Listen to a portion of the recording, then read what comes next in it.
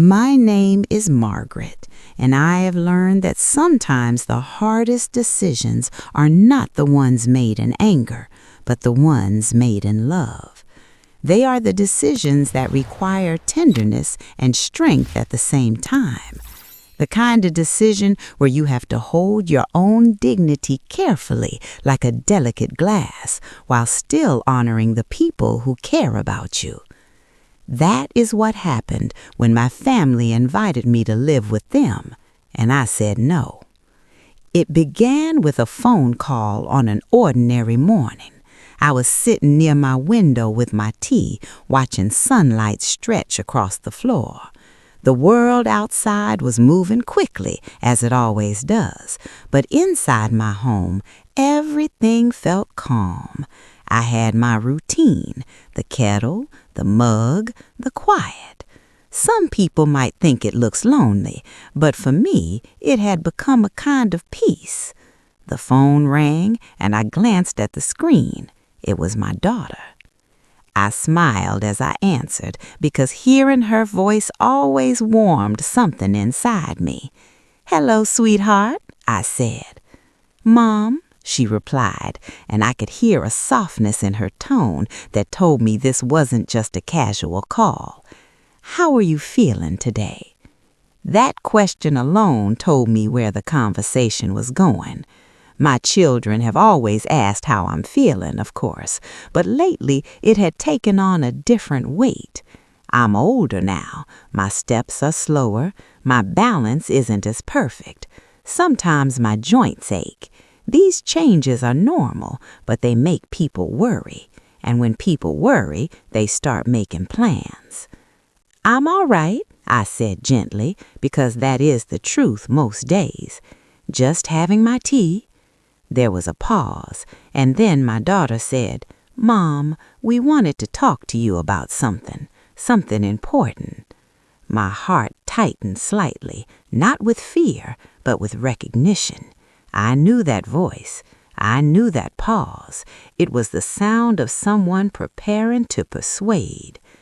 "I'm listening," I said softly. She cleared her throat, then spoke carefully. "We've been thinking, maybe it's time you don't live alone anymore." I didn't respond right away. I stared at the sunlight on the floor as if it might give me the right words. "We love you," she continued quickly, as if afraid I would misunderstand. "We worry. We want you to be safe. We want you to have company. We want you with us." Then she said it directly. "Mom, we want you to move in with us." It wasn't the first time I had heard something like this. Older people often hear it eventually. It is offered like a gift, wrapped in concern. And it is a gift in some ways. The invitation means you are loved. It means you matter. It means someone is thinking of you in the middle of their busy lives. But an invitation can also carry an unspoken message. You can't manage anymore. I didn't believe my daughter meant it that way. She is kind, she is responsible, she worries because she cares. Still, I felt that quiet sting in my chest, the feeling of being seen not as Margaret, but as a fragile responsibility. "Mom," she said gently when I stayed silent. I took a slow breath. "That's very sweet," I said honestly. "I know you mean it with love." "We do," she said quickly, "and we've talked about it as a family. The kids would love to have you around. I would love to have you around, and you wouldn't have to worry about things like cooking or cleaning or being alone at night." Her voice grew more emotional. "You did so much for us. Let us take care of you now." That sentence is the one that breaks most older people, because we want to be cared for, we want to feel loved, but we also fear becoming a burden. We fear losing ourselves. I sat quietly and let her words sink in. I imagined their home, the noise, the routines, the schedule, the way their life moves fast. I imagine myself there, my chair placed in a corner, my belongings reduced to a few drawers, my quiet habits interrupted by the constant movement of younger people. I imagine trying to fit my slow rhythm inside their fast one. And most of all, I imagine losing my home. Not just the building, but what it represented.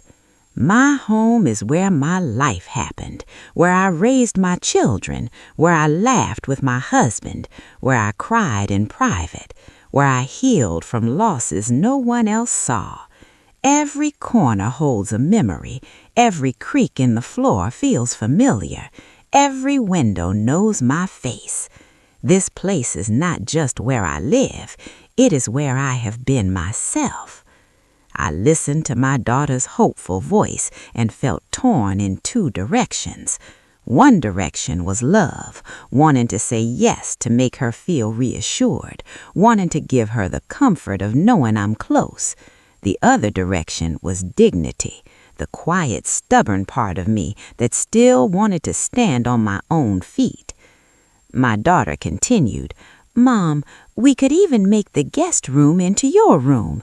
We'd decorate it for you. You'd be comfortable. You'd have everything you need." I closed my eyes. I could feel the pressure of time like an invisible hand. Society tells older people that independence is something you surrender eventually, that you must be handed over gently like a package for your own safety. And sometimes, yes, people need that help. Sometimes living alone truly becomes dangerous. But in my heart, I knew something. I wasn't ready. Not yet. I opened my eyes and said softly, "Sweetheart, I need to think." She sighed with relief, like she believed that meant yes would come soon. But even as I said it, deep inside, my answer was already forming. And even though my answer had not yet been spoken aloud, it lived quietly inside me, steady and clear. After the call ended, I sat there for a long time, the phone resting face down on the table like something that had changed the air in the room. The sunlight still lay across the floor, but it felt different now, as if it were waiting for me to decide who I would be next. I stood up slowly and walked through my home, not with urgency, but with intention. I let my fingers brush the edge of the bookshelf, the familiar smoothness of the wood grounding me. I paused by the wall where old photographs hung, birthdays, holidays, ordinary days that had once felt important enough to capture. I recognized the woman in those pictures. She was younger, yes, but she carried the same quiet determination I felt now. I went into the kitchen and washed my mug, listening to the sound of water running, the way it echoed softly in the sink. There is something honest about routine. It reminds you of who you are when emotions threaten to pull you apart. And as I moved through those small tasks, I realized that my hesitation was not confusion, it was respect. Respect for myself and respect for the people who loved me. That afternoon, I thought deeply about what independence meant to me. Independence is often mistaken for stubbornness when it comes from an older person. People think it means refusing help out of pride. But true independence is not about rejecting care. It is about choosing how you live while you are still able to choose. I am not afraid of help. I have accepted help many times in my life. I accepted it when I became a mother and didn't know what I was doing. I accepted it when my husband and I struggled and leaned on each other. I accepted it when grief made my legs feel weak and my heart feel heavy. Accepting help has never been the problem. Losing my voice would be. As the afternoon faded into evening, I sat by the window again and watched the sky change. That familiar ritual calmed me, and I let my thoughts settle like dust in sunlight. I imagined the conversation that would come next. I imagined telling my daughter no, not with anger, not with defensiveness, but with clarity. I wanted her to understand that my answer did not mean rejection. It meant trust. Trust in myself. Trust in the life I had built. Trust that dignity does not disappear with age. A few days later, my daughter came to visit. She brought homemade food like she always does and hugged me tightly when she arrived. I could feel her concern in the way she held me a moment longer than usual. We sat at the kitchen table together, steam rising from our cups. For a while, we spoke about ordinary things, the children, work, a neighbor who had moved away, but the invitation hovered between us, unspoken but heavy. Finally, she looked at me and said softly, "Mom, have you thought about what we talked about?" I met her eyes. I saw the love there, the worry, the desire to do the right thing, and I felt my own heart soften because being loved like that is something to be grateful for. "Yes," I said gently, "I've thought about it carefully." She waited, her hands folded together. "I want you to know something first. I am deeply touched that you want me with you. It means more than I can say. It tells me I am loved, and that matters." Her shoulders relaxed slightly, as if she feared I would dismiss her concern. "But," I said quietly, and the words settled between us, "I am not ready to leave my home." Her eyes filled with emotion, and she opened her mouth to speak, but I lifted my hand gently, not to silence her, but to ask for a moment. "This home," I said, looking around, "is where I learned who I am. It holds my memories, my grief, my healing, and my peace. Living here allows me to wake up as myself each day, not as someone trying to fit into another life." She looked down at her cup, listening. "I know you want to protect me," I said, "and I appreciate that. But protection does not always mean moving someone. Sometimes it means trusting them." She swallowed. "I just worry something will happen and I won't be there." "I understand," I replied, "and I promise you this. When the day comes that I truly need more help, I will tell you. I won't pretend, I won't hide it. I will come to you." That was important to say because independence does not mean denial. It means honesty. She reached across the table and took my hand. "Are you sure?" she asked quietly. I nodded. "Yes," I said, "not because I don't love you, but because I do. I want our time together to be chosen, not required." The room was quiet for a moment, filled only with the sound of our breathing. Then she nodded slowly, not fully convinced, but respectful. "You want me to be happy," she said. "I am," I answered, "right here." Later, after she left, I stood alone in my living room and felt something settle inside me. It wasn't exactly relief, it was alignment, the feeling that your outer life matches your inner truth. I realized then that saying no had not made me weaker, it had made me clearer, and clarity is a form of strength. And clarity, I've learned, is one of the greatest gifts of old age. When you are young, you often say yes out of fear. Fear of disappointing others, fear of being alone, fear of making the wrong choice. But as the years pass, you begin to understand yourself more deeply. You learn what you can carry and what you cannot. You learn the difference between love and obligation. You learn that peace is not something the world hands you. Peace is something you choose.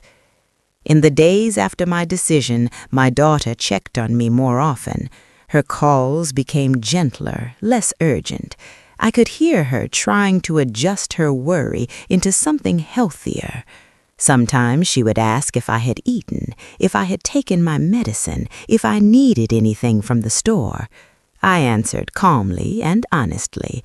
I didn't get defensive. I didn't make her feel foolish. Because worry is just love that doesn't know where to rest. And love deserves tenderness even when it is inconvenient. One weekend, my grandson visited with her. He carried a small bag and looked around my home like he was seeing it through new eyes.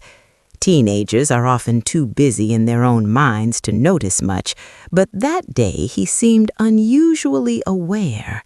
He walked into the living room and paused at the family photographs. "Grandma," he said softly, "I like your house." I smiled.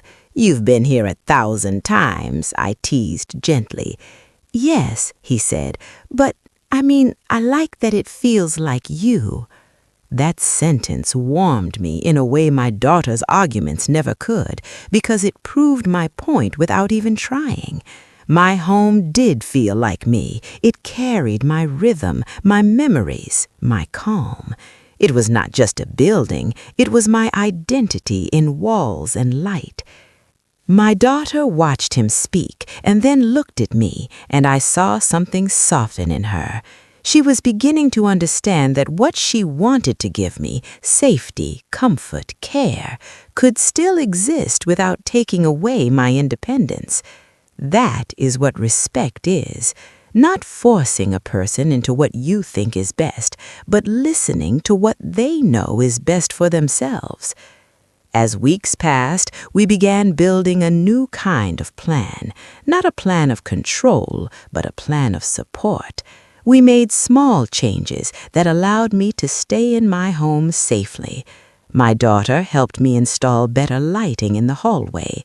She bought a simple emergency button I could wear, not as a symbol of weakness, but as a quiet reassurance. My grandson showed me how to use a video call properly so I could see their faces more often.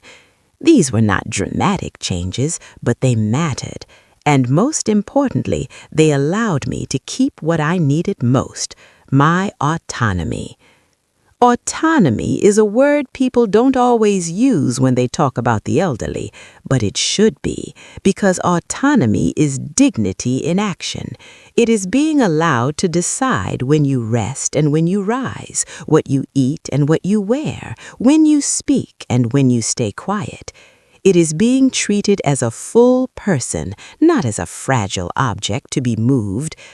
I realize that older people don't fear help as much as they fear being erased, being spoken about as if they are not in the room, being pushed into decisions without being asked, being taken care of in ways that feel like being managed. I didn't want to be managed. I wanted to be respected. One evening, my daughter called again. Her voice sounded calmer than before. "Mom," she said softly, "I've been thinking about what you said." I listened quietly. "I guess I was imagining the worst," she admitted.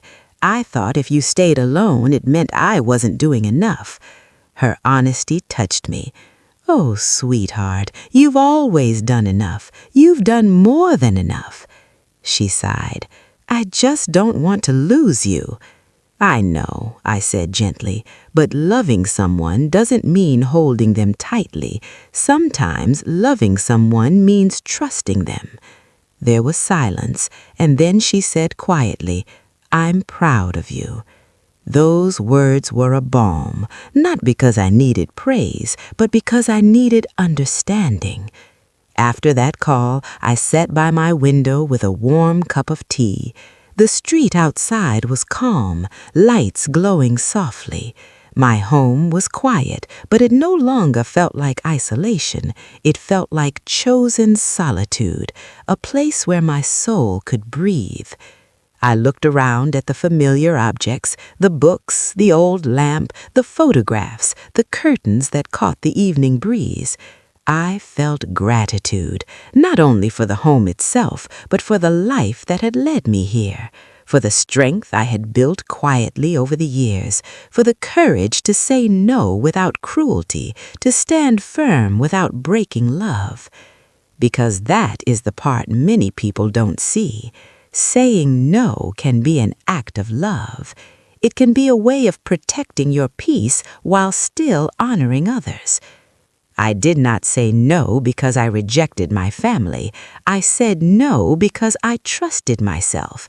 I said no because I wanted to remain Margaret, not a guest in someone else's busy life.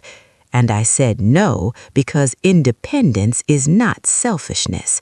Independence is self-respect. If you are listening to my story right now and you are facing a decision that feels heavy, I want you to remember this. You are allowed to choose what preserves your dignity, even if others don't understand at first, even if it makes them uncomfortable. You can be kind and firm at the same time. You can love people and still hold your boundaries. That night, I sat by my window, silver hair softly lit by warm lamplight, and I felt a gentle smile form on my face. Not the smile of someone who has won an argument, but the smile of someone who has honored herself. And in the quiet, I whispered a truth I wanted my heart to remember forever. I am old, yes, but I am still myself. And that is worth protecting.